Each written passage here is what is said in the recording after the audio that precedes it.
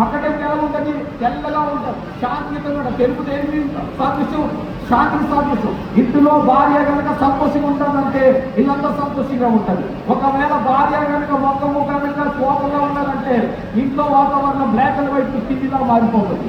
ఒకప్పుడు ఈ దూరదర్శన ఛానల్లో ఎలాగైతే గర్భిణిగా ఉందో అలా మారి. కాబట్టి శాంతియుతంగా మీరిద్దరు కలిసి ఏంటంటే దేవుని పనిలో వాడతారు. కాడిపోయేది ప్రభువారు అంటున్న వాస్తవంలో 16-17 మీరు సర్వలోకానికి వెళ్ళి సర్వసృష్టికి సువార్తను ప్రకటించినని బైబిల్ సెలవిస్తుంది. లియోనా డావిస్ అనే ఒక వ్యక్తి చక్కని చిత్రపటాలు తీస్తూ ఉంటాడు. ఆ చిత్రపటాలన్నీ కూడా చాలా కోట్ల రూపాయలు అమ్ముడుపోతాయి. ఒకసారి సగం తీసిన చిత్రపటాన్ని తన విద్యార్థులు పిలిచి మిగతా గీయమన్నాడు. అతను భయపడతాడు, అయ్యో మీరు గీసిన చిత్రపటాన్ని నేను గీయగలుగుతామా, అయ్యా నేను గీయలేనంటే నువ్వు గీయగలవు అని చెప్పి ప్రోత్సహించి గీయించాడు. లియోనా డావిన్సీ కోట్ల రూపాయల యొక్క చిత్రపటాలు.